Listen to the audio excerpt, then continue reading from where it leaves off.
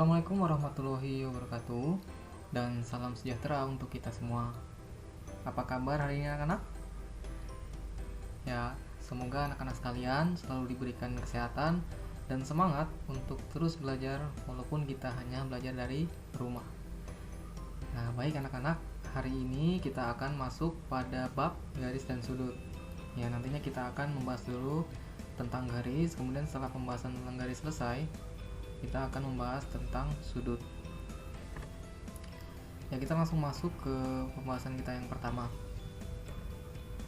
Jadi anak-anak, sebenarnya garis itu tidak memiliki definisi atau pengertian yang pasti, ya. Akan tetapi untuk memudahkan pemahaman mengenai hal tersebut, terdapat beberapa istilah yang bisa kita gunakan. Nah, jadi garis dapat didefinisikan atau diartikan sebagai kumpulan titik-titik yang berjejer dan saling terhubung secara kontinu atau berkelanjutan begitu sehingga membentuk suatu garis. Jadi garis itu adalah kumpulan titik-titik ya yang bersusun berjejer berkelanjutan yang akhirnya membentuk sebuah garis. Nah, bisa dilihat di sini ada dua gambar ya. Ada gambar A dan gambar B. Nah, dari dua gambar ini manakah yang disebut sebagai garis? Nah, yang mana ayo? Nah, mari disimak penjelasan dari Bapak. Jadi gambar A itu disebut sebagai ruas garis PQ atau disimbolkan atau dinotasikan seperti ini, PQ, kemudian di atasnya ada garis. Nah, kenapa disebut sebagai ruas garis? Karena merupakan dua titik yang dihubungkan hingga ukurannya hanya terbatas oleh dua titik. Nah, kemudian gambar B ini merupakan apa? Apakah merupakan garis? Disimak.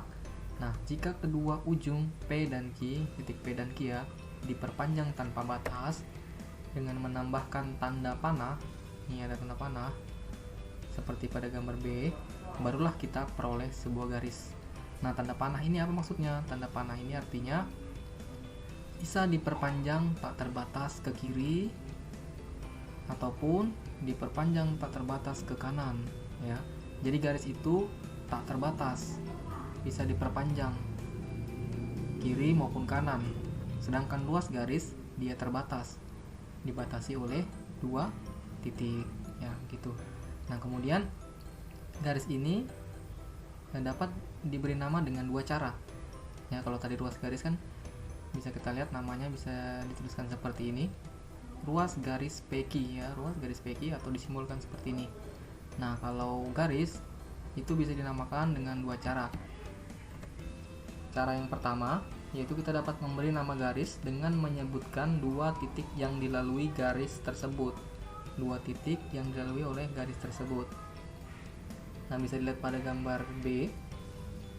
Titik-titik yang dilalui adalah titik P dan titik Q. Ya, maka bisa kita tuliskan penamaannya seperti ini. Garis PQ ya, dari dua titik yang dilalui. Atau disimbolkan seperti ini, PQ, kemudian di atasnya ada garis yang ujung-ujungnya ada tanda panah. Nah, kemudian yang kedua, bisa kita beri nama dengan simbol huruf kecil. Huruf kecil ya, bukan huruf kapital. Nah, bisa dilihat pada gambar B, terdapat huruf M sebagai nama garis, sehingga kita dapat menyebut gambar B ini sebagai garis M ya. Nah, selanjutnya kita akan membahas hubungan antar garis. Ada beberapa macam hubungan antar garis. Yang pertama yaitu garis sejajar ya, garis sejajar. Nah, garis sejajar adalah garis berhadapan yang mempunyai jarak sama dan tidak akan berpotongan atau bertemu. Bisa dilihat di sini ada garis M, kemudian ada garis N ya, pasangan garis M dan N ini. Kemudian ada garis G dan garis H. Nah, kedua pasangan garis ini tidak saling berpotongan atau tidak saling bertemu. Walaupun kedua pasangan garis ini nantinya akan diperpanjang, tetap dia tidak akan bertemu dan berpotongan. Nah, lihat kita perpanjang. Nah, garis M dan N tidak akan pernah berpotongan walaupun diperpanjang sejauh manapun. Begitu pula garis G dan garis H. Nah, garis sejajar itu dapat dituliskan seperti ini atau dinotasikan seperti ini. Ini dibaca garis G sejajar dengan garis H. Nah, dilambangkan garis miring 2 begini. Untuk MN tinggal kita ganti aja. Di sini kita ganti M, garis miring 2 kali, kemudian N. Dibaca garis M sejajar dengan garis N. Nah, contoh garis sejajar dalam kehidupan sehari-hari itu seperti apa? Nah, bisa kalian lihat di sini, ini adalah gambar kolam renang ya. Di sini ada lintasan renang. Nih, garis-garis ini. Garis-garis itu lurus, sejajar, dan tidak saling berpotongan. Nah, itulah contoh garis sejajar dalam kehidupan sehari-hari. Kemudian ada garis berhimpit.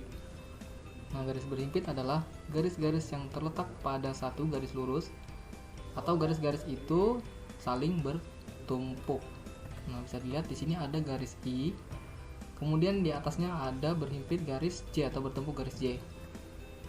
Jadi dia saling bertumpuk, saling berhimpit. Itulah namanya garis berhimpit. Nah, contoh garis berhimpit dalam kehidupan sehari-hari itu seperti apa? Nah, contohnya adalah jam dinding yang menunjukkan pukul 12 tepat. Ya, jadi jarum jamnya dan jarum menitnya saling berhimpit atau bertumpuk. Nah, ini contoh garis berhimpit dalam kehidupan sehari-hari. Kemudian ada garis berpotongan. Ada garis M dan garis N.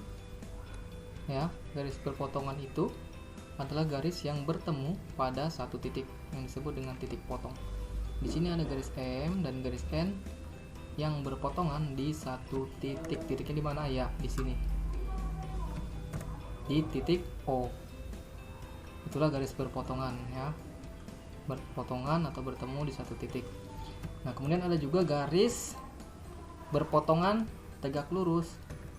Misalnya ada garis P nih yang horizontal nih, yang mendatar.